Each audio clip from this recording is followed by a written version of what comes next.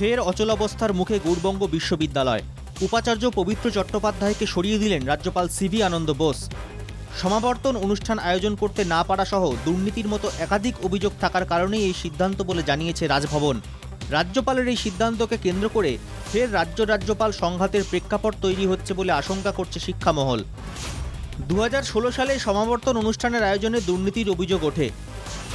তারপর দীর্ঘ 8 বছর বিশ্ববিদ্যালয়ে সমাবর্তন অনুষ্ঠান আয়োজিত হয়নি। এবছর 25শে আগস্ট উপাচার্যকে সমাবর্তনের আয়োজন করতে বলেন রাজ্যপাল। সূত্রের খবর, সমাবর্তন অনুষ্ঠান আয়োজনে আপত্তি ছিল সরকারের। শেষ পর্যন্ত 25শে আগস্ট সমাবর্তন আয়োজন করতে পারেননি উপাচার্য। দায়িত্ব পালনে ব্যর্থতার কারণে উপাচার্যকে অপসারণ করলেন রাজ্যপাল। 2024 সালের এপ্রিলে রাজ্য সরকারের প্রস্তাবিত নামের পরিবর্তে পবিত্র চট্টোপাধ্যায়কে উপাচার্য হিসেবে মনোনীত করেছিলেন রাজ্যপাল সিভি আনন্দ বোস নিজেই। সমাবর্তন অনুষ্ঠান ছাড়া উপাচার্যের বিরুদ্ধে দুর্নীতির অভিযোগও তোলা হয়েছে রাজভবনের পক্ষ থেকে। এমনকি অন্তর্তদন্তে সেই অভিযোগ প্রমাণিত বলেই অপসারণের সিদ্ধান্ত বলে জানিয়েছে রাজভবন। মালদাতে যে গৌড়বঙ্গ ইউনিভার্সিটিতে পড়াশোনা ছাড়া সমস্ত কিছু হয় এবং সমস্ত রকম কেলেঙ্কারির সঙ্গে এই জাতীয় উপাচার্যরা যুক্ত থাকে, সেইখানে সেটা রাজ্য সরকারের ওভারলুক হয়েছে কিংবা শিক্ষামন্ত্রীর ওভারলুক হয়েছে। অবশ্য গৌড়বঙ্গ বিশ্ববিদ্যালয়ে দুর্নীতির অভিযোগ নতুন নয়। আগেও বিশ্ববিদ্যালয়ে আর্থিক দুর্নীতি থেকে নথি ও উত্তরপত্র চুরির মতো ভুরি ভুরি অভিযোগ ছিল। এত অভিযোগের কারণে রাজ্যের উচ্চশিক্ষা দফতরের তরফে 4 প্রতিনিধিকে গৌড়বঙ্গ বিশ্ববিদ্যালয়ে পাঠানো হয়েছিল। যে প্রতিনিধি দলে ছিলেন সদ্য অপসারিত উপাচার্য পবিত্র চট্টোপাধ্যায়। তিনি নিয়োগ করছেন, আবার তিনি সরিয়ে দিচ্ছেন তার কথা মতো কাজ না করার জন্য।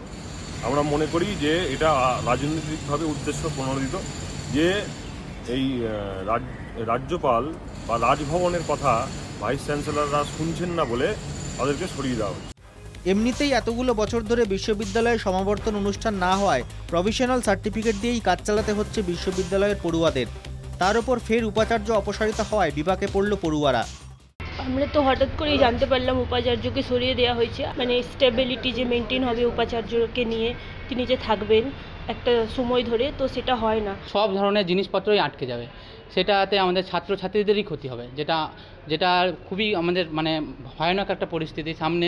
এই বারবার যে আমাদের উপাচার্য মহাশয় চেঞ্জ হচ্ছে। এখানেই শেষ নয়, এবারেও উপাচার্যের অপসারণকে কেন্দ্র করে সংঘাতের আবহ তৈরি হচ্ছে বিকাশ ভবন ও রাজভবনের মধ্যে। উপাচার্যকে সরানো নিয়ে রাজ্যপাল নির্দেশ দিলেও এখনই রাজ্য সরকারের উচ্চশিক্ষা দপ্তর এবং গৌড়বঙ্গ বিশ্ববিদ্যালয় কর্তৃপক্ষ উপাচার্যকে অব্যাহতি দিচ্ছে না। হায়ার এডুকেশন দপ্তরে জানিয়েছি বিষয়টা, তারা আমাকে অপেক্ষা করতে বলেছে। এখন পবিত্র চট্টোপাধ্যায়ের জায়গায় কাকে নতুন উপাচার্য নিয়োগ করেন রাজ্যপাল, সেদিকে নজর রয়েছে সকলের। তবে উপাচার্য অপসারণ নিয়ে রাজ্য সরকার ও রাজভবনের মধ্যে ফের চাপানুতোর বাড়তে পারে বলেও আশঙ্কা করা হচ্ছে। বিউ সরকার ও সুমিত ঘোষের রিপোর্ট, NKTV বাংলা।